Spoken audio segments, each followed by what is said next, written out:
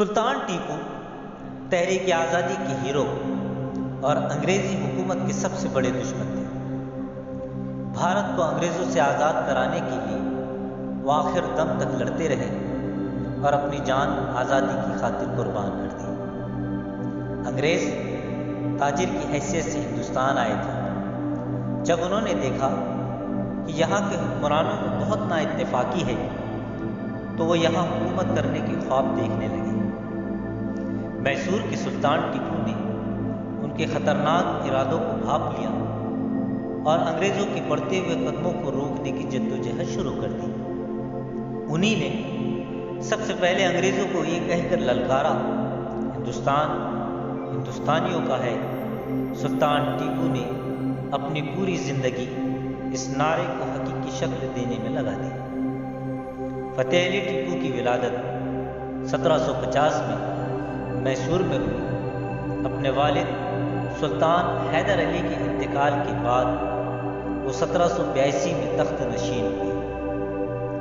سلطان ٹیپو بے پناہ خوبیوں اور خداداد صلاحیتوں کے مالک تھے۔ وہ پہلے ہندوستانی حکمراں تھے جنہوں نے انتظام حکومت میں مغربی طور طریقے اختیار کیے۔ انہوں نے اپنے دور حکومت میں جو اصلاحات کی انہیں جان کر عقل دنگ رہ جاتی ہے۔ سلطان ٹیپو نے اپنی سلطنت میں شراب اور دیگر نشہ آور اشیاء کے بیچنے پر پابندی لگا دی۔ امن و امان قائم رکھنے کے لیے پولیس کا محکمہ اور حکومت کے حالات سے واقف ہونے کے لیے جاسوسی کا محکمہ قائم کیا۔ اپنی سلطنت میں مردم شماری کروائی، ڈاک کا ترقی یافتہ نظام قائم کیا۔ ان کی بڑی تمنا تھی کہ اپنی سلطنت میں صنعت و حرفت اور تجارت کو فروغ دے۔ اس غرض سے بیرون ملک بھی تجارتی مراکز قائم کیے۔ دیسی کارخانوں اور گھریلو صنعتوں کو بڑھاوا دینے کے لیے ضروری انتظامات کیے۔ بینک اور کوآپریٹو سوسائٹیاں قائم کی۔ تجارتی کمپنی بھی قائم کی جس کے حصے خرید کر ہر شخص اس کے منافع میں شریک ہو سکتا تھا۔ سلطان ٹیپو اپنی رعایا کو خوشحال دیکھنا چاہتے تھے، اس لیے صبح سے شام تک ریاست کے کاموں میں مصروف رہتے تھے۔ سرکاری محکموں کی خود نگرانی کرتے تھے۔ ان کی سلطنت کے ہر شہر میں ہر مذہب و ملت کے بچوں اور معذوروں کی پرورش حکومت کے خرچ پر ہوتی تھی۔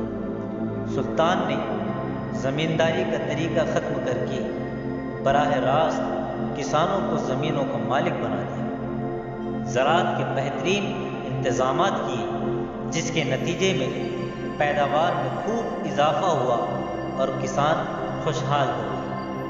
آج جس تحریک کو سودیشی تحریک کہا جاتا ہے اس کی بنیاد سلطان ٹیپو ہی نے ڈالی تھی۔ ان کا مقصد اپنے ملک کو غیروں کی محتاجی سے بچانا تھا۔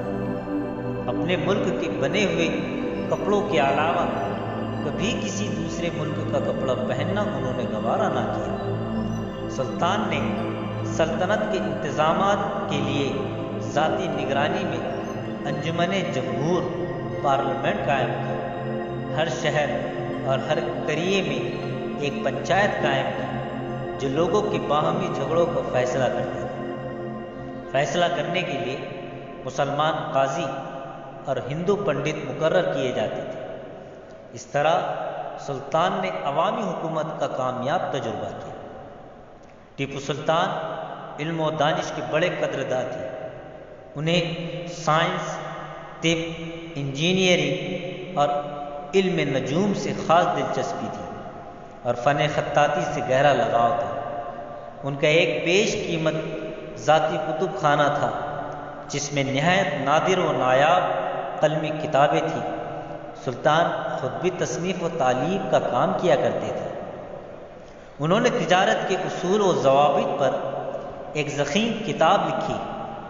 وہ ہمیشہ خط و کتابت میں مصروف رہتے تھے۔ سلطان کے مراسلات باقاعدگی سے رجسٹر میں درج کیے جاتے تھے۔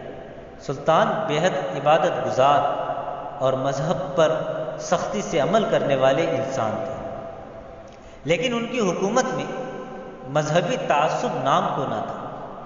اس بات کے تاریخی ثبوت موجود ہیں کہ انہوں نے مسجدوں، درگاہوں اور مندروں کو مالی امداد دی اور ان کی مستقل اخراجات کے لیے جائیدادیں وقف کی۔ سلطان کے محلوں کے احاطے میں مندروں کا وجود ان کی مذہبی رواداری کا ثبوت ہے۔ ان کے دربار میں ہندوؤں اور مسلمانوں کے درمیان کسی قسم کی تفریق نہیں تھی۔ دربار اور فوج کے اہم عہدوں پر ہندو بھی بڑی تعداد میں فائز تھے۔ ٹیپو سلطان بڑے بہادر، ماہر شہسوار اور نشانہ باز تھے۔ ان کی فوج پورے ہندوستان میں اپنے وقت کی سب سے اچھی اور منظم فوج تھی۔ انہوں نے نئے نئے جنگی ساز و سامان حاصل کرنے کے لیے فرانسیسیوں سے تعلقات قائم کیے اور فنون جنگ سیکھے۔ سلطان نے اپنے فوجیوں کو جدید ہتھیاروں کے استعمال کی تربیت دلوا کر ان کی صلاحیتوں کو اور نکھارا، اپنے بحری بیڑے کو مضبوط کیا۔ راکٹ لانچر کا استعمال سب سے پہلے ٹیپو سلطان ہی نے کیا۔ انگریز اسی وجہ سے ان کو اپنا سب سے بڑا دشمن اور اپنی راہ کی سب سے بڑی رکاوٹ سمجھتے تھے۔ انگریز ٹیپو سلطان سے کئی لڑائیاں لڑ چکے تھے۔ وہ اس حقیقت سے واقف تھے کہ ہماری فوج تنہا ٹیپو کی فوج کا مقابلہ نہیں کر سکتی۔ چنانچہ 1799 میں سری رنگا پٹم کی لڑائی میں جب انگریز فوج نے قلعے کا محاصرہ کیا تو محاصرے کے ساتھ ساتھ سلطان ٹیپو کے خلاف سازشوں کا جال بھی بچھا دیا۔ انہوں نے سلطان کے کئی سرداروں کو لالچ دے کر اپنے ساتھ ملا لیا۔ اس طرح سلطان دوہرے نرغے میں آ گئے۔ ایک طرف سری رنگا پٹم کو انگریز اور ان کی اتحادی فوجیں گھیرے ہوئے تھی، تو دوسری طرف قلعے کے اندر وطن کے غدار اپنا کھیل کھیل رہے تھے۔ نتیجہ یہ ہوا کہ بیرونی حملے اور اندرونی سازش نے سلطان کی فوج کو کمزور کر دیا۔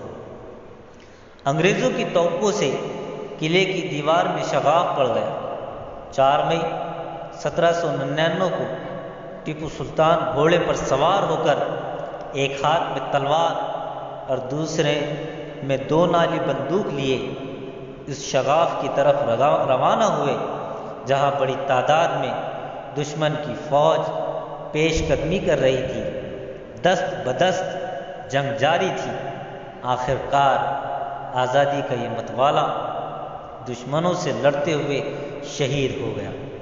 سلطان دنیا کے ان گنے چنے حکمرانوں میں تھے جنہوں نے لڑتے ہوئے عام فوجی کی طرح جنگ کے میدان میں شہادت پائی۔ مرنے کے بعد بھی تلوار سلطان کے ہاتھ میں تھی۔ انگریز جنرل لارڈ ہارش سلطان سے اس قدر خوف زدہ تھا کہ ان کے مرنے کے بعد بھی ان کی لاش کے قریب جانے کی اس میں ہمت نہ تھی۔ جب اس کو یقین ہو گیا کہ سلطان کی واقعی موت ہو چکی ہے تو وہ لاش کے قریب گیا اور فرط مسرت سے پکار اٹھا، آج ہندوستان ہمارا ہے، غرض ٹیپو سلطان بہادر کی زندگی جیے، بہادر کی موت مرے، اور اپنے اس قول کو سچ ثابت کر گئے کہ شیر کی ایک دن کی زندگی گیدڑ کی 100 سالہ زندگی سے بہتر ہے۔ سلطان کی جرأت، وہ ہمت، وطن دوستی اور بہادری سے متاثر ہو کر گورنر ویلزلی نے اپنے سپاہیوں سے کہا، دوستو، مجھے ڈر ہے کہ ٹیپو کو یہ دنیا ہمیشہ یاد رکھے گی جبکہ ہمیں اور تمہیں بھول جائے گی۔